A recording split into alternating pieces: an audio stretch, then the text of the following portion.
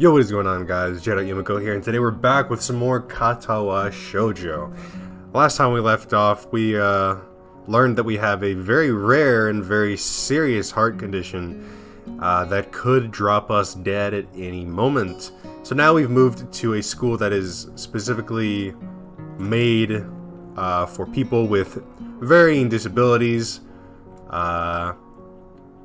We've met... who have we met so far? We've met a mute deaf girl and her friend. Who else?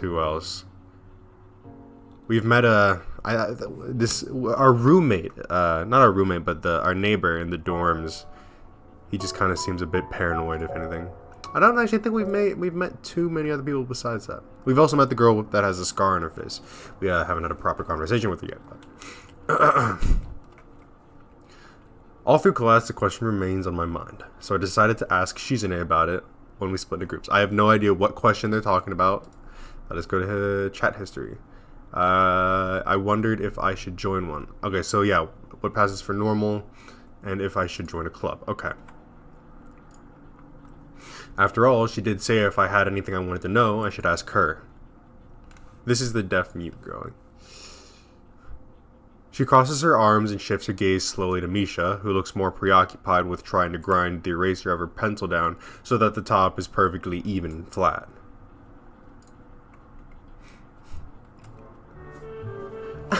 Sorry. Is there something you wanted from me? Sorry if I changed the voices. Oh, I see. That's a good question, Hichan.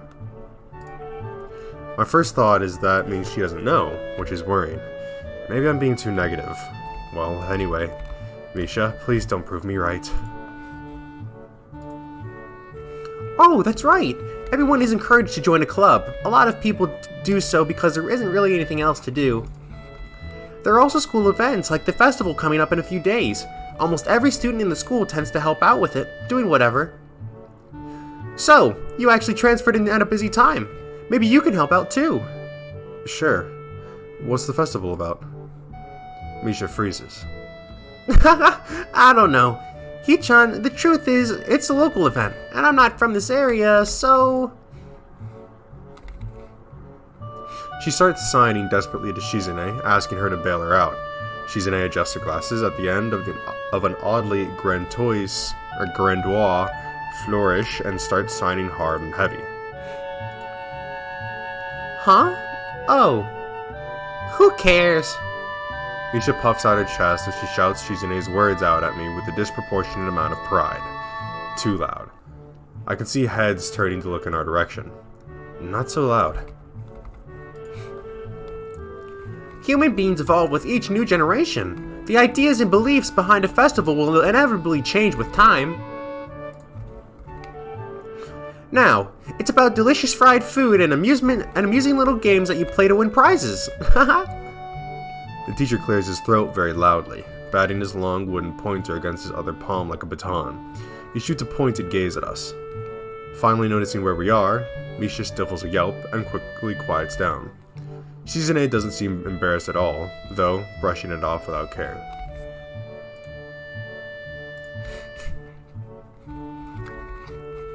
We are in the middle of class and should start working. That's right, Hichan. What? That's right. Hichan, are you asking because you're interested in joining a club? It could have been my eyes playing tricks on me, but I think I saw a suspicious glance exchanged between them. Misha's tone has also changed, although it does that every other word anyway. Yeah, I was thinking about it. Misha and Shizune look at each other again. I'm about to ask what they have in mind when something dark flutters in my peripheral vision, catching my attention. Out of the corner of my eye, I see the girl with long dark hair get up from her desk and slip quietly towards the door. It doesn't seem like she was working in any group, and no one seems to notice her but me. I glance at the teacher, who's also looking at the dark-haired girl go. Why doesn't he say anything? Hichan, is there something wrong? Do I look as uneasy as I feel? Or was Misha just looking at the girl who left? No, nothing. Okay, well, like we were asking, you don't have any plans for lunch today, do you? I thought I would go to the library and pick up some books. Not really. Do you want to have lunch together then? Sure. Yay! Okay, Hee-chan, perfect. The rest of the class passes uneventfully. The girl with the long hair never came back. Before I have the time to put any more thought into where she could have gone, the teacher informs us that it's time to stop working.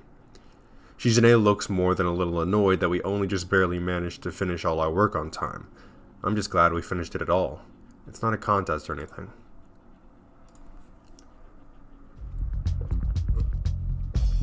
Yes, it is, Hee-chan. Impossible. Really? Really? I've noticed this before, but it's kind of funny how Misha is always moving her hands and signing not only everything she says, but what everyone else is saying at any given time. Obviously it must be so Shizune can understand it. Her eyes dart back and forth between Misha's hands and me. I don't know who I'm supposed to be looking at. I'm talking to Misha, but that might be wrong. Maybe I should face Shizune. I'm used to looking in the direction of the person whose voice I'm hearing, but really. Shizune can't hear me, but it would be disrespectful to talk to her only through Misha. Then again, isn't that what she's doing? No, she's at least looking at me. This is all very confusing, and it will take some time to get used to. It's not a contest, because contests are competitions over a prize. If there's no prize on the line, it's not really a contest. Shizune's eyes flash dangerously with a competitive glare. She stares at me as if surprised that I'm challenging her. I think maybe this is a contest to her. I never noticed before how dark and blue her eyes are. It's truly an alluring gaze.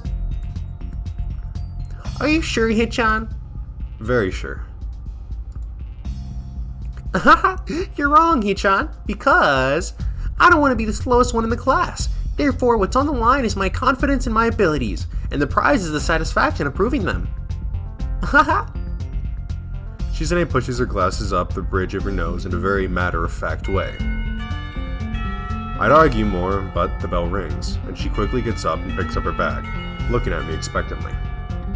I'd almost forgotten that I was supposed to have lunch with them. Where do you want to eat? The cafeteria? That's so plain. Okay, let's go. Plain? Well, I guess. At my old school, I liked to eat outside, near the back of the building. It was a good spot, but I didn't find it until near the end of my freshman year. I wonder if there's a similar place to eat here. Misha seems to imply as much. Shizune and Misha pulled me towards the cafeteria, which is surprisingly not packed. Maybe some students favor eating in classrooms or outdoors. I saw what some of my classmates had boxed lunches. After we finished eating, Misha picks up where we left off earlier. So, Hee-chan, you wanted to know about clubs and stuff, right? Right, Hee-chan. Okay, I guess it makes sense to ask first.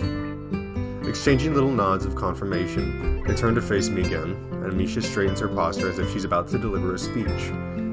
Hee-chan, do you have anything you're really interested in? I used to play soccer, but I'm not really into it. I don't follow the teams and players or anything like that. As of late, I usually just read a lot. There's a book club, right, Hee-chan? Right. But it seems like they have all the members they can possibly have right now. Sorry, Hee-chan, it's a really popular club. Ah, okay. But more to the point, Hee-chan, does this mean that you don't have anything in mind? Not really. Good, great. That's great, Hee-chan. Really great. Haha. Why is it so great? No reason. Well, Hee-chan, other than clubs in the upcoming festival, there is one thing. Student council. I see. I didn't know the school had a student council. That was a very melodramatic setup, though, just to tell me that. I'm pretty sure the two of them know this because Shizune looks a little embarrassed about it, and Misha's laughing. Shizune quickly retakes control of the discussion and a manner of speaking. After all, it's still Misha who has to voice whatever she says. Right. Hee-chan, maybe you should join the student council. They could use more people. Yes, definitely. You should definitely join. Why? Well, for one, we could hang out every day, Hee-chan. Shi-chan and I are both in the student council. Actually, Shi-chan is the president. I'm starting to get the suspicion that Shizune and Misha might not exactly be the most unbiased people to talk about with this. As if reading my mind, Shizune quickly adjusts her glasses and signs something to Misha. Haha, of course we're not trying to get you to join just because we would obviously benefit from you joining the student council and therefore have an incentive to try and get you to... So you're admitting that? No, we admit nothing. I mean, Hee-chan, of course it would be nice if you joined, and we'd appreciate it. But even without all that, joining the student council shows a healthy interest in the workings of one's school. Yep, it's true, Hee-chan. Besides, don't you want to spend time with us after school, Hee-chan? I can't tell if she's being genuine or if this is just really good acting. Both of them seem to be trying hard to look their cutest, although they already look pretty cute to begin with. Well... So it's settled then. Welcome to the student council, Hee-chan. What? No. See, Hee-chan? Of course he wouldn't go so easily. Yup, that's right. Though it would be boring if it went that smoothly. Oh well, Hee-chan owes me candy now. You were betting on it? Hey, my life is not a game here.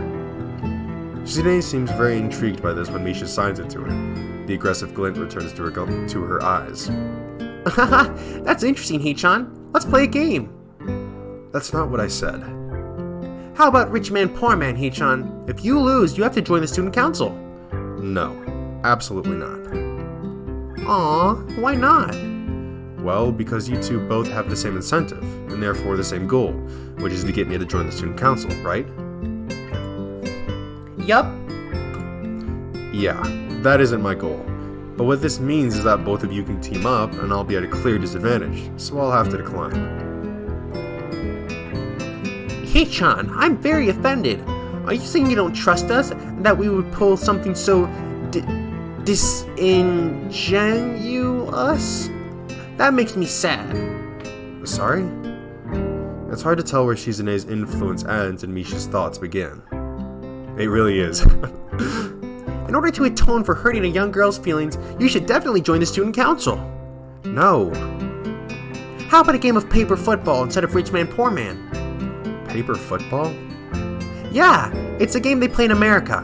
You make a paper triangle and then you try to shoot it past goalposts that the other player makes with their fingers.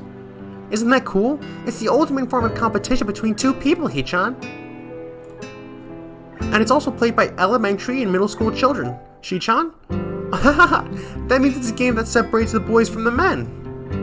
More like the boys from the slightly older boys. Anyway, I'm not going to play that either. Just the fact that you know about it means you're probably surprisingly good at it. Yeah, that's true. Hey, how did you know, Hee-chan? Shizune frowns at Misha, telling me that she probably wasn't supposed to admit that so readily. I wouldn't say that I'm happy with their attempts to get me into the student council, but I'm a little curious about what the student council does here. I've never been on one before, or even know anybody who is a member, so it interests me. I also kind of like Shizune and Misha, so maybe it wouldn't be so bad. Okay, Hee-chan, how about Risk? The game of world domination. I don't know what that is. It's really fun, Hee-chan. You fight for control of the world, with armies and everything. Sounds like Shizune would be good at it. If you want to play, we can after school. Ah, really, Hee-chan? We can just play for fun, Hee-chan. Hee-chan hasn't played in a long time, so if you want to, there are no strings attached. Well, okay. Okay. Perfect. We'll see you after school in the student council room then, Hee-chan. Wait, why there? Because that's where we keep the game. Haha. I grimace to tell them how much I don't like this, but it's more for show than anything. So, in the end, I agree, but only after getting Shizune to acknowledge that I don't mean anything concrete just by accepting to take a look around and play a game with her. Lunch ends, and we go back to class. Oh. During afternoon classes, the long-haired girl comes back and sits down in her seat without a word. Again, no one seems to notice, or if they do, no one says anything. I want to ask Misha about it, but I don't want to be too nosy. After school, Shizune and Misha quickly find me by the first floor lobby and latch onto me. covering each flank in case I might try to escape. I feel a little offended, but I've been considering it. Nevertheless, I'm a bit disturbed that enough people have made a break for it in the past that they're on their guard. What's with the escort? This doesn't make me feel very comfortable. In fact, it makes me feel like a dangerous prisoner being transported to a cell. What's wrong, Hee-chan?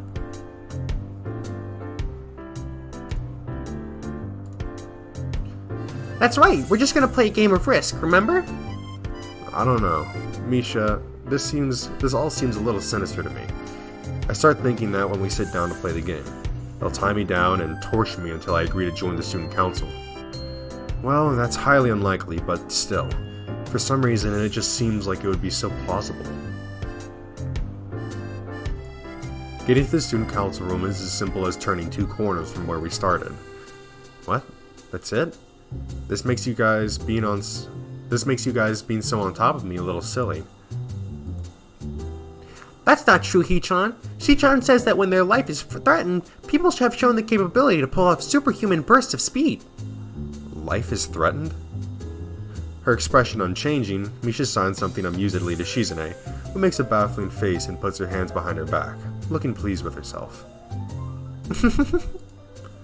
Misha feigns deafness and hums cheerily. Stop that, I know you heard me. You have no excuse, unlike Shizune. Shizune opens the door to the student council room. It's a very plain, sparsely decorated room, although it is quite large, maybe even a little larger than a classroom. There's a big table in the center, surrounded by chairs, and a smaller desk prominently placed in the back that I assume is Shizune's. There are a few regular desks and chairs stacked to one side as well.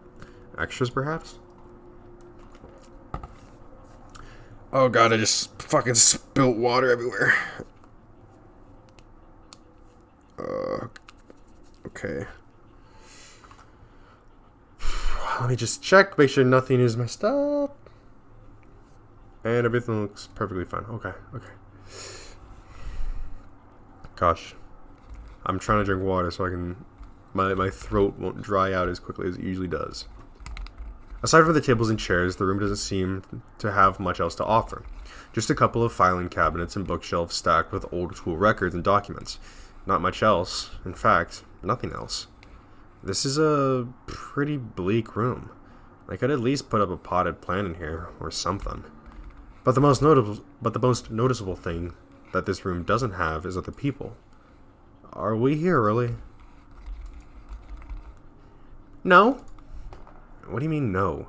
Does it mean nobody else is coming today? Yeah, that's right. Before I manage to ask why that's the case, Shizune claps her hands together very energetically. Hee-chan, let's play Risk. Come on, you promised, didn't you? You have to. Okay. Do you want to know the rules? We can explain to you while we set everything up. While Misha's talking, Shizune takes out what looks like a game board from behind one of the filing cabinets and throws it on the table. Actually, this looks kind of interesting. After Misha spends a little too long for her liking running through the basics with a somewhat vague and confusing tutorial, Shizune cuts in and declares the game has started with a decisive motion, slicing her arm through the air. Shizune's aggressiveness is rubbing off onto me. I start feeling more competitive than I intended to be when I agreed to this.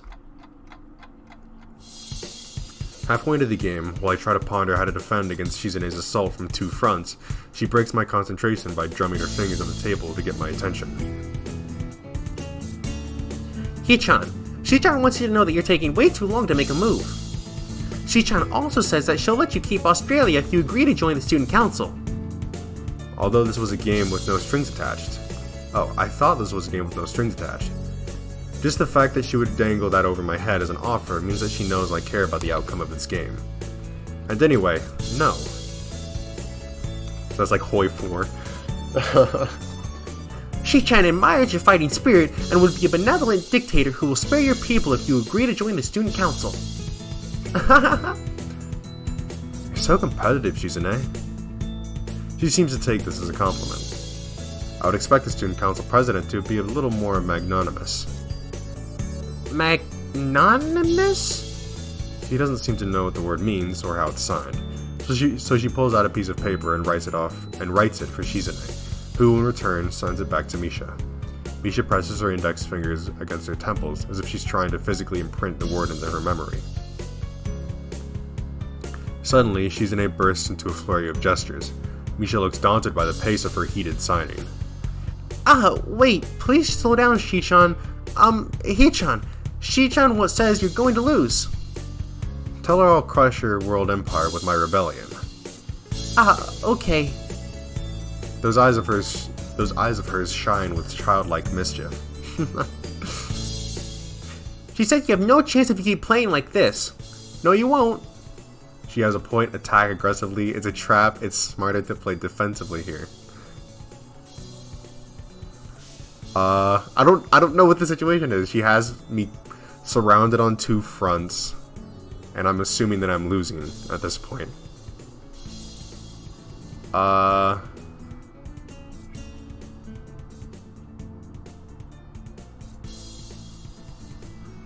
Well, let's not think about this too much. Let's attack aggressively. She's either really mocking me or trying to trick me. I have nothing else to lose though, so I might as well try something different. Maybe if I spread out my forces and try to control more territories, I can recoup the advantage. Shizune seems to focus on conquering whole nations, so maybe I can sacrifice my hold on continents to gain more small countries. It's worth a shot. A few turns later, I end up losing the game anyway. Shizune adjusts her glasses victoriously and allows herself to tentatively pump a fist in the air in celebration. I win! Yay! There's no need to translate that, that's pretty clear. Don't look so sad, Shi-chan. Don't look so sad, Hee-chan. You were really giving it your best. That's what I thought. Sometimes your best just isn't good enough, though. If anyone knows that, it's me. You did very well for someone who just learned how to play today. Hee-chan, you attacked Iceland and North America at the same time. That's a very daring move. Shi-chan is impressed. The mark of great people is that they're daring, and that they can follow through. You're already halfway there. Isn't that great, Hee-chan? That isn't enough, though. Just potential isn't enough. There's no point to potential if you don't take the first step, and there's no point to that if you're not going to keep going. I want to see more.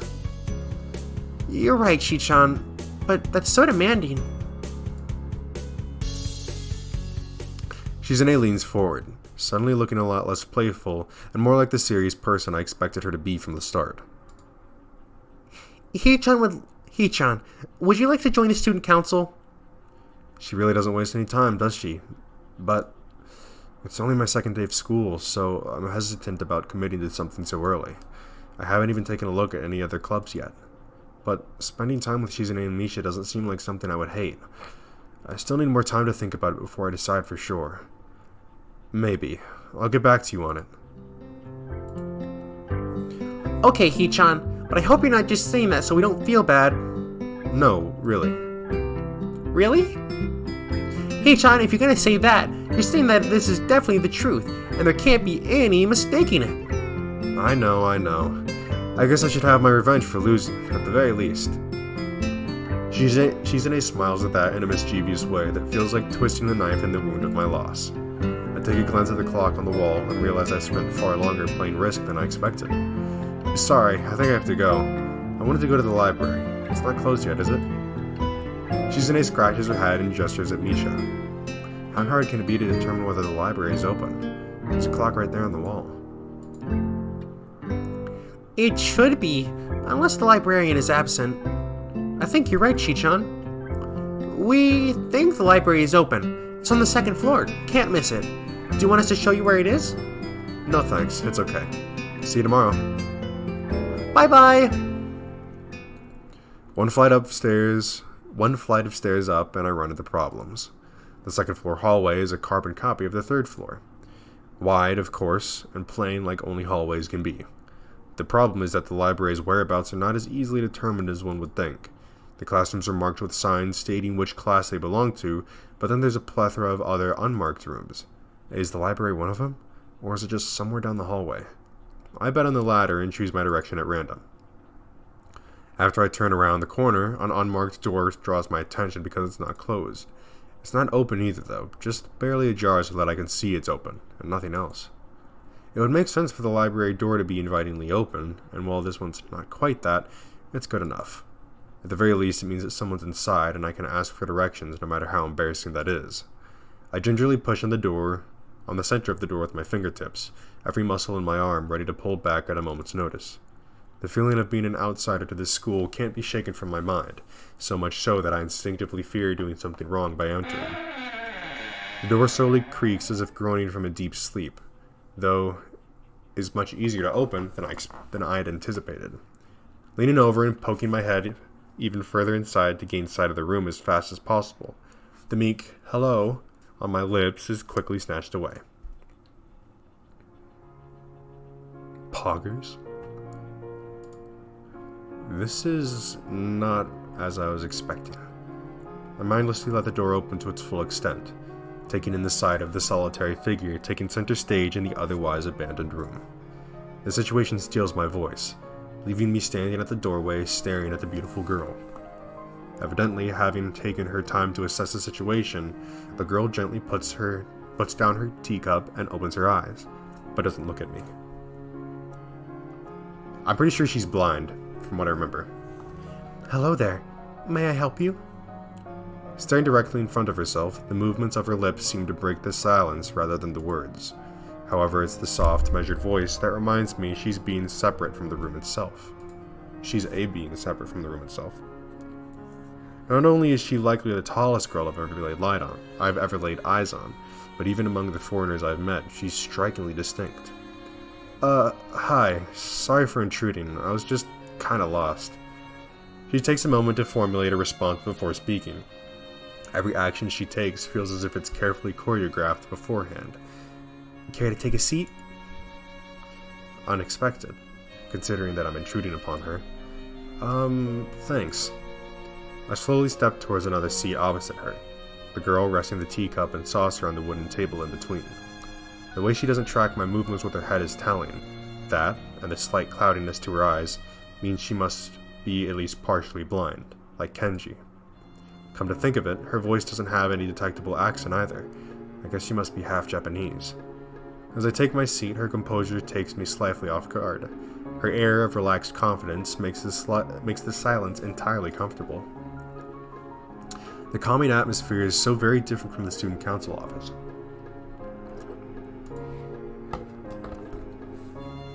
I take it you're a new student to Yamaku. Yeah, I just transferred in yesterday. I get the distinct feeling my speech patterns don't match the formality of hers, accentuated by her restrained bow of greeting. One which I hasten to match, before realizing the futility of the action. I'm Lily Sato. Pleased to meet you.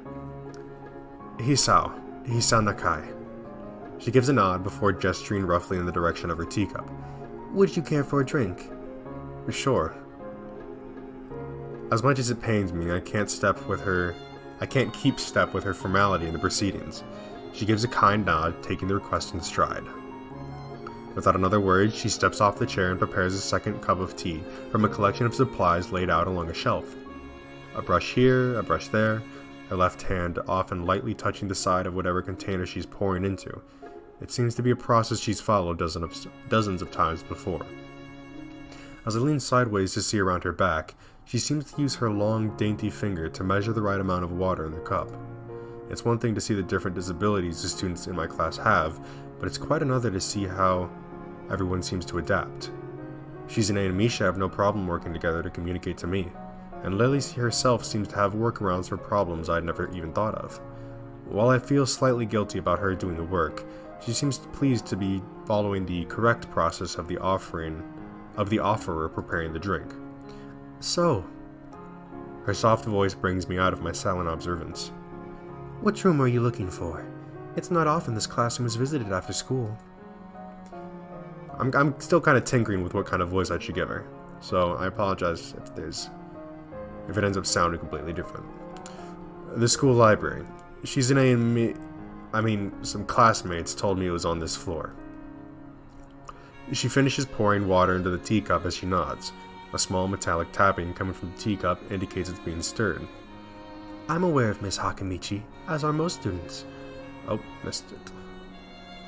To be with them means you're in class 3-3, No? That's right. In the science room with Muto. She gives a small giggle before settling down the teaspoon and slowly walking towards the table, teacup and saucer in hand. He's quite a character. I imagine you'll come to like him. Most do. As she sets down the tea, I gently take it and have a sip. I'm really more of a coffee person, but this seems like a rather bad moment to bring it up. Nonetheless, the smell's quite nice. I hardly think it'd be hard to choke down. Thanks, Satao. It tastes really nice. She smiles and quickly waves her hand in front of her face. Lily, please. There's no need to be so formal. She says this in spite of her exceedingly well-bred speech. Oh well.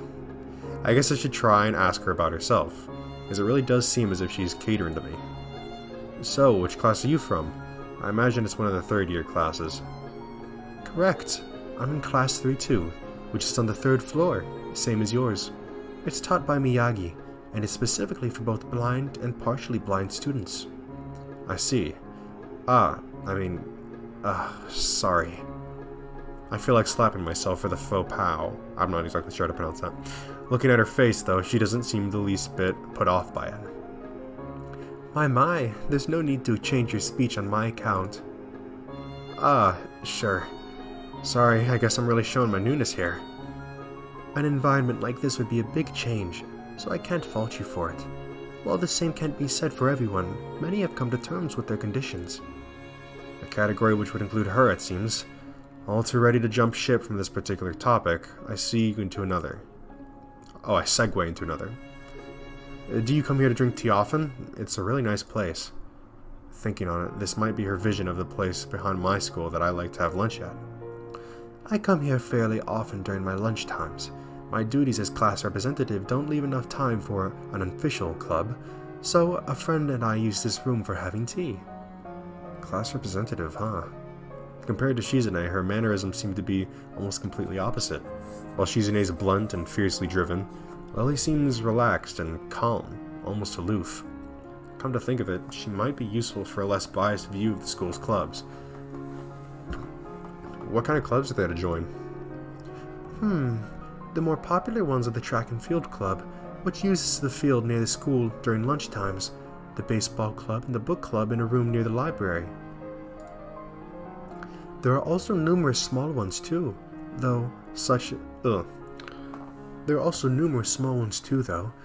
the art and music clubs. At a time when I'm just wanting to get on my feet, rushing into a club right away seems slightly unappealing. I wonder if this school shares the same rule as my old one. Is it compulsory to join a club? It isn't, though it is encouraged. Ah, good. That's a relief. I've really let down my guard around this girl to let such a thing slip out. The fact seems to slightly amuse her. Not wanting my tea to get cold, I finally start drinking it as Lily does the same. As I look over to the window over her shoulder, I notice the light coming into the room has a distinctly orange tint. Okay, that is very loud. That is very, very loud.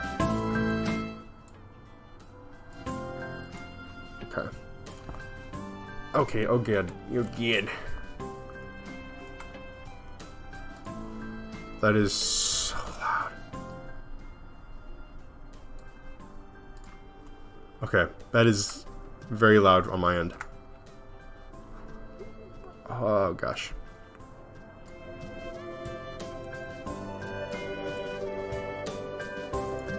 They really like making this stuff. The BGM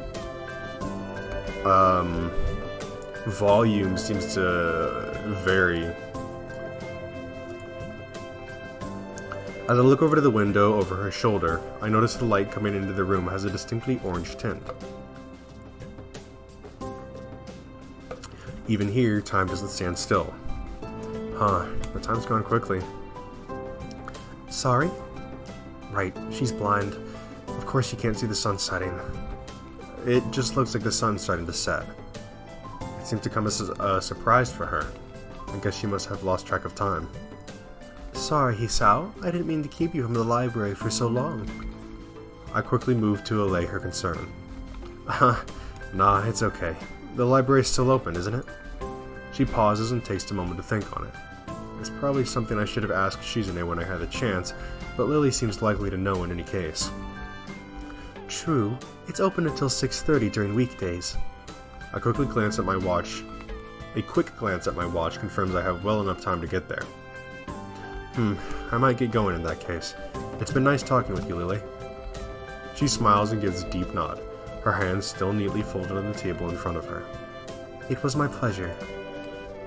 Oh, come to think of it, shall I show you where the library is? I couldn't possibly ask for more help. I should be able to find it all right. Well, unless my navigational skills fail me, which they seem to have a habit of doing. It's all right. I was going to be talking to the librarian there in any case. I could introduce you. This gets better and better. It's pretty hard to deny her offer. If you're sure, then that'd be great. Thanks. As she stands up to follow me, she takes hold of a straight, retractable cane that had been slipped in the handle of her bag on the floor. Compared to the cane the boy in my class had, Lily's looks much thinner and longer. His must be for support, whereas Lily's is for navigation. Together we leave the peaceful room and enter the empty hallway on the way to the library. Side by side, my pace carefully slowed to match hers. We slowly walk through the hallway. It doesn't take long for us to arrive at the door to the warm-looking room, apparently situated in the center of the floor rather than either wing. Ladies first. She gives an appreciative smile at the gesture, taking the lead as we file in. To the left is the wooden library counter, with the library proper being on the right. It easily dwarfs my old school's library, with the distinct smell of old books giving the place an almost old-world air. There don't seem to be a lot of students here. Considering the time, it isn't a big surprise. Everyone's probably either in the school grounds or the dorms. Yuko, are you here? She says it to the thin air since the librarian doesn't seem to be present, and of course Lily can't see this. What's unexpected is that it draws a reaction. Something from under the counter thuds against it, followed by a quiet wail.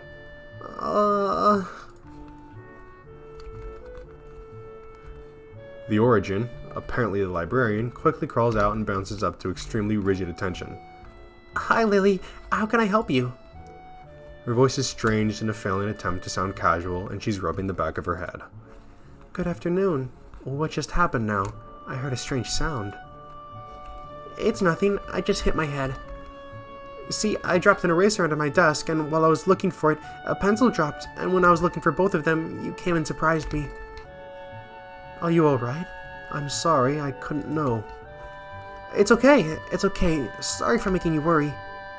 This is nothing. I've had worse happen to me. She's quick to reverse Lily's apologies, almost frantically trying to push aside the possibility that she could be in any way an inconvenience by bashing her head on that counter. Yes, worse things have happened to me. The girl fidgets with her fingers, as Lily doesn't seem to drop her concerned expression, and then she shuffles some papers around the counter for no reason. A little shorter than Lily, replete with glasses, freckles, and a very troubled look, she seems to fit a library perfectly. Ah, Lily, did you get my message? Message? Oh, the 2 imported books that arrived? Right, they finally came. I can't believe it took so long, but... Amidst her celebrations, partially for managing to change the topic I'm sure, she notices me from the corner of her eye, and freezes on the spot when she does. Oh no, I'm sorry for not noticing you before. Let me guess, ADHD? Did you need to check out a book? Or return one? I'm sorry. The way she can shift so quickly between moods is a little unsettling. Bipolar? He's with me. Yuko, this is Hisao, a new student. Hisao, this is Yuko, the student librarian. The school librarian. I'm pleased to meet you. Hisao, right, Hisao. Nice to meet you too. Hisao. For a second, she visibly attempts to engrave the name on her mind so she won't forget. Yuko often arranges to import foreign books on Braille for me. Would you like to tell Hisao a little something about the library? Lily's innocent suggestion is met with an expression of abject terror. Please, Lily, I can't. I don't know what he could be interested in. This is too much responsibility. How it's any responsibility at all, I don't get. But her objection is so sincere, I don't doubt for a second that she would rather disembowel herself on the spot than tell me where the light novels are. That's great. But... So, there are a lot of books in Braille here? I attempt to save the day by asking the first thing that pops into my head. It seems to work, at least partially, as Yuko seems to not exactly relax, but at least look slightly less tense.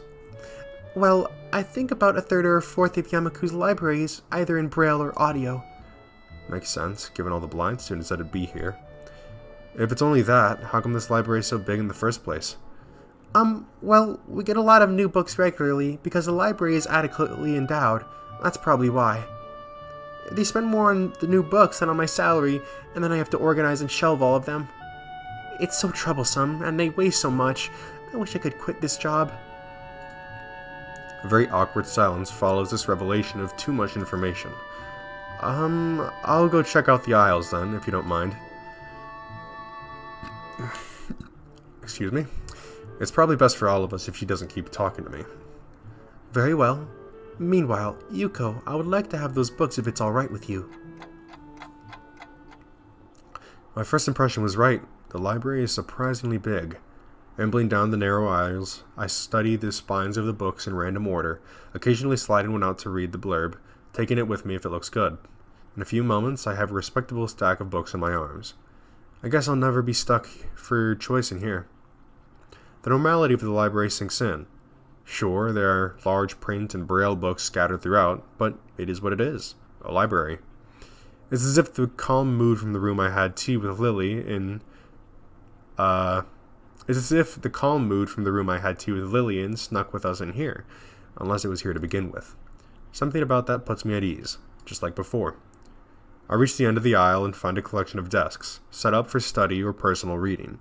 Going a little further, though, I discover a nice quiet corner at the back. While the rest of the library has the odd student sitting on a desk, either reading or stealthily sleeping, the back is pretty much deserted. As I glance around, I see someone who I recognize sitting on one of the several beanbags. It's the dark-haired girl from my class, the one who snuck out of the room earlier. She's reading a book, keeping it close to her face, which makes her look like she's really into it. From the way she's acting today, I had her pegged as more of a delinquent than a bookworm. In fact, her mysterious disappearance from the class raises all sorts of whys in my head. Intrigue floats slowly but surely towards the surface, and before I know it, I'm walking towards the mysterious long-haired girl. I guess there's no harm in introducing myself as I would with anyone else. She's a classmate after all. Walking over to another beanbag, I take a seat and lay my books beside it. The girl starts, looking scaredly up at me from underneath her fringe. This is the first time I've seen her this close. Underneath her long, dense bangs, I can see that part of her face, at least a third if not a half, is pretty badly scarred. My eyes are immediately drawn to the scars, subconsciously peeking past her hair until they meet her own eyes. For a second I'm shocked and divert my eyes to the book in her hands, before I realize that looking away probably only makes it worse. It takes too many seconds to collect myself, and I remember what I walked up to her for. From what we know about her, she is extremely antisocial and shy. Although I think shy would be a better way to put it. She's extremely shy. So I don't think I should be like, "Hi, I'm new here. Hixao Nakai. We're in the same class." You know, I don't think that's a little bit too much. Let's just keep it simple and apologize. Sorry, I didn't mean to startle you. It's okay. The girl certainly doesn't look like it's okay, but I let it slide. So, do you mind if I sit here? She seems to be very uncertain whether it's okay or not for me to sit, but finally she nods, just a little. Okay. I take the seat next to her, and she hides herself behind her book. Life of Pi. Never heard of it. Really? You've never heard of Life of Pi? Well, I've only seen the movie, so... sorry again for startling you. I'm Hisao. She looks up from her book, stalling a little before replying. No. We are in the same class. Her speech is stilted and so quiet that it's barely audible even in this still library. Somehow I think that my delinquent impression of her was wrong. Hanako. I'm Hanako. I resist the urge to say that's a nice name, just to have something to say, but really, it's the only thing that I can think of. I feel like an idiot. Everyone here must be used to being different to each other, and here I am being all bothered and fussed about that kind of thing. Don't let me interrupt your reading. I'll just check these books if you don't mind. She nods a little and sighs a little sigh of relief. So I try to read the covers and the introduction of the books and introductions of the books I picked up, and she buries her face in her book. Uncomfortable silence consumes us. My eyes still wander to her direction, and I sneak peeks at her flowing hair and the scars it's holding. After a while, I realize that she's doing the same and only pretending to be immersed in life of Pi. Her gaze is not inquisitive at all, though. It darts around like a scared rabbit. When our gazes finally meet, the chain reaction is unstoppable. She stands up forcefully from the beanbag and takes a deep breath. I've got to go do something. Without warning, Hanako takes off and runs towards the counter. Her hair-like takeoff catches me so off guard that I don't manage to go after her until she has a good head start. By the time I reach the counter, she's nowhere to be seen. Lily and Yuko are happily chatting away. Knowing that I won't be able to catch Hanako myself, I approach the girls. Hey, did you notice a girl run past here? What did she look like? Long, dark hair, kinda shy. She had, some scars on her face. You wouldn't be talking about Hanako, would you? Yeah, that's her. I saw her reading and tried to talk to her, but I think I scared her off or something. Oh dear. Yuko, would you excuse me? I'd better try and find her. Sure. I'll just hold onto these until you come back. What's going on? I shouldn't have said it like that. What's going on? How should I say that? What's going on? I'm sorry, but I'll have to explain it to you some other time. Right, I'll see you later then. Lily hastily grabs her cane and hurries out of the library, leaving me alone with Yuko. I don't think I'll ever get the hang of this place. Did I do something wrong? What did you do? Nothing. I was just looking for some books, and then she got this fit and ran off. The most offending thing I can think of is that I might have looked at her general direction a few times. Well, she's a very timid girl. You have to be very careful around her. She can be very jumpy, I think, and she's not accustomed to talking with other people. Isn't that a bit strange? I wonder.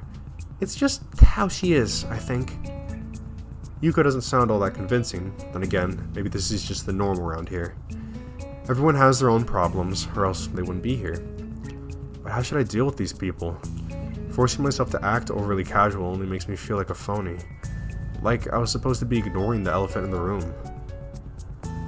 Yuko fidgets, looking like she wants to say something to that, but resists it. I think it's only an elephant if you let it feel that way. I guess he doesn't have a good sense of self-restraint. It makes me smile, and she blushes heavily. Well, what? Did that sound stupid? No, it sounded really wise. I guess you're right. It's more about me than anyone else.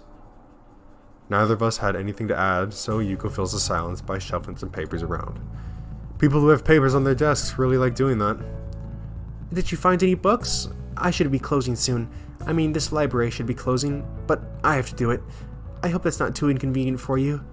Oh, yeah, I want some books, but I left them over there because I'll just go get them. I fetch my stack of books from beside the beanbags where Hanako and I were sitting and return to the counter. Wow, you read a lot, don't you? I surprise myself with that too, honestly. At least when I really think about it. I had a lot of free time earlier this year, so I just kinda started reading books to fill that. Couldn't do much else. I see. But she doesn't say anything else and just checks out my books for me. I guess this is what they call tact. Holding the library books with one arm, I trawl in my pocket for the key to the door.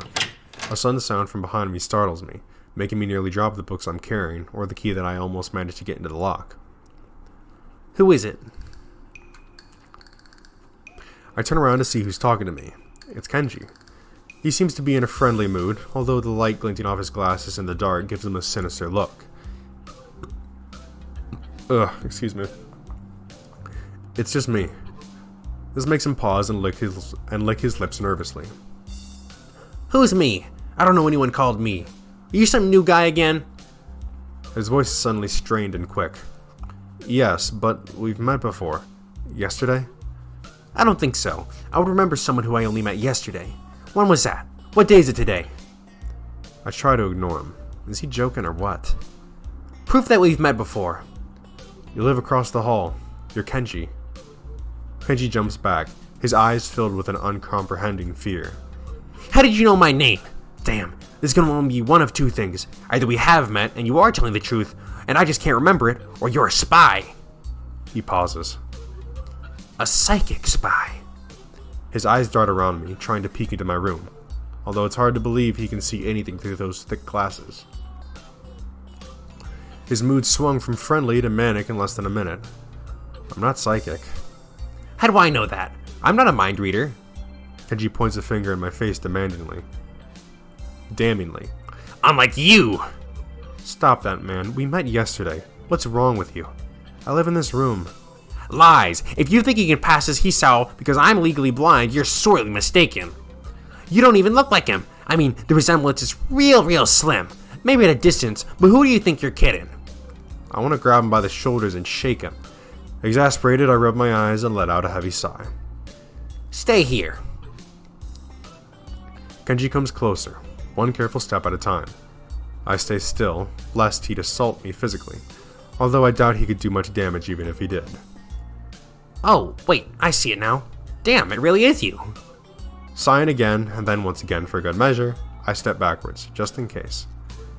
What's up, man? You don't look too good, I think. Something wrong? I don't know, just had something stupid happen to me. A few stupid things actually, even if you discount this one. I can't get a proper touch on other people here, and I have no idea if it's because of me or because of them. I don't know why I'm telling this to Kenji. It's not like we've had any contact either. That's rough, dude. Yeah, I'm sorry about calling you a psychic spy and all, but you can never be too careful. It's the hard reality we live in. I'm starting to slowly think that Kenji isn't necessarily living in the same reality as the rest of us.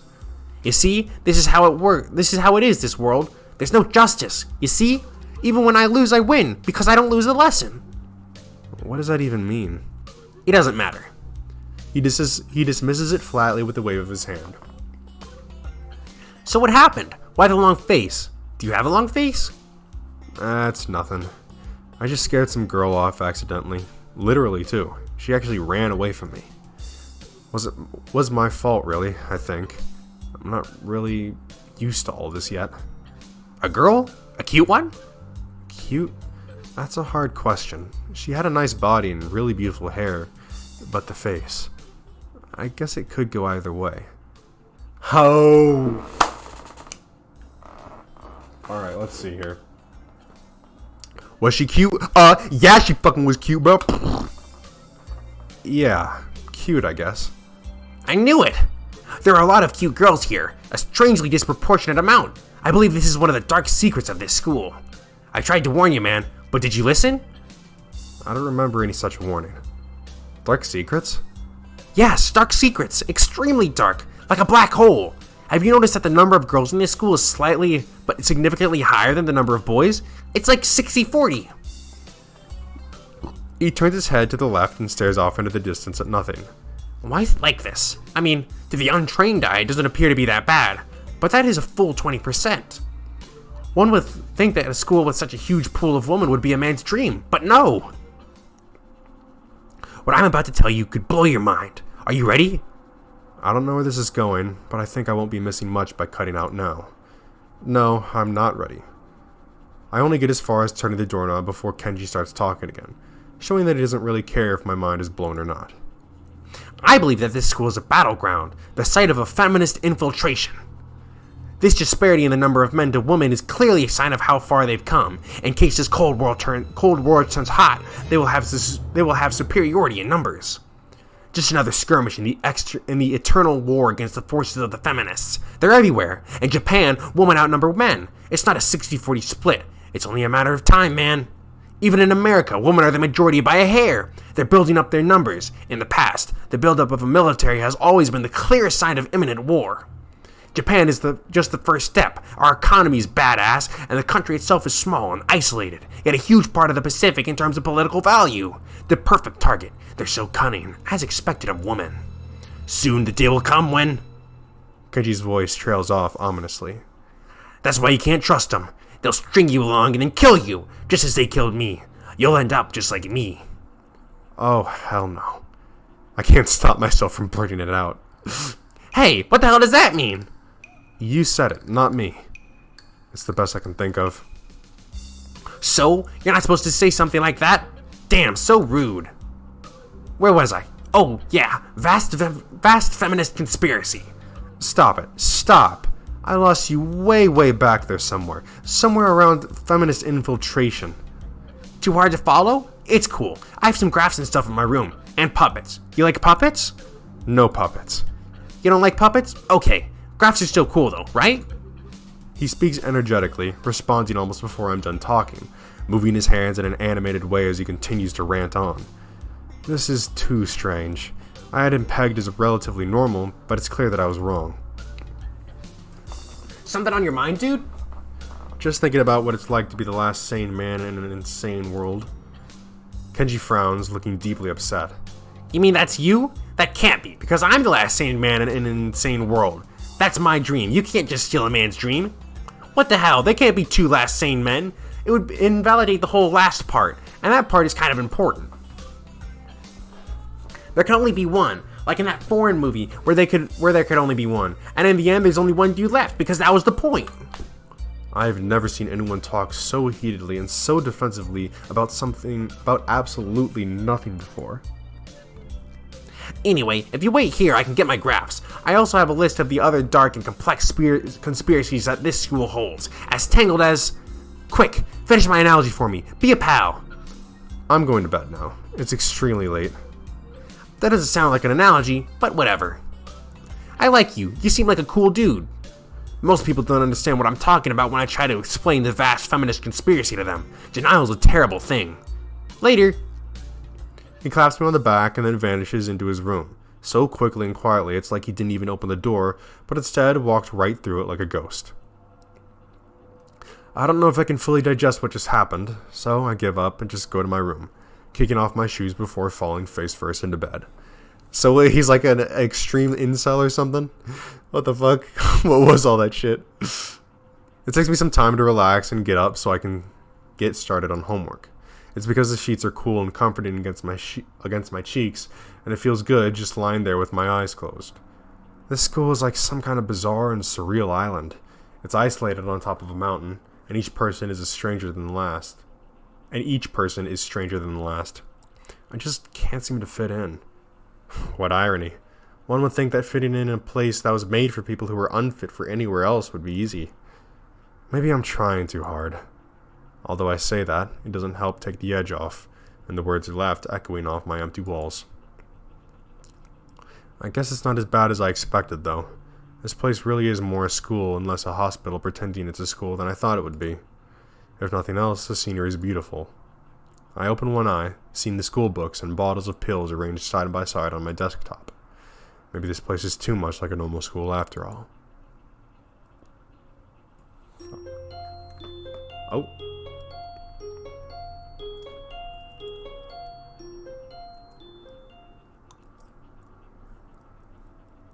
Alright. We are going to end it there. Thank you guys so much for watching. I hope you enjoyed. Oh man. We made some progress today. We met a good handful of new people. We met Yuko, the Scarface girl. We met Lily as well. What was her name? Hanako? I believe her name was Hanako. So, Yuko, Hanako, and Lily. And then we have Shizune and Misha. And then we also have Kenji, who is a incel conspiracist. Oh man, maybe that's a bit too extreme a statement, but anyways, thank you so much for watching. If you enjoyed, then leaving a like on the video, it will definitely be much appreciated. And if you want to see more episodes of this, or if you're interested on anything else on my channel, then go ahead and hit the subscribe button and turn on the post notifications so you're going to be notified of when I upload next. But that's going to be all for this time, and I'll see you in the next video. Don't rain on me.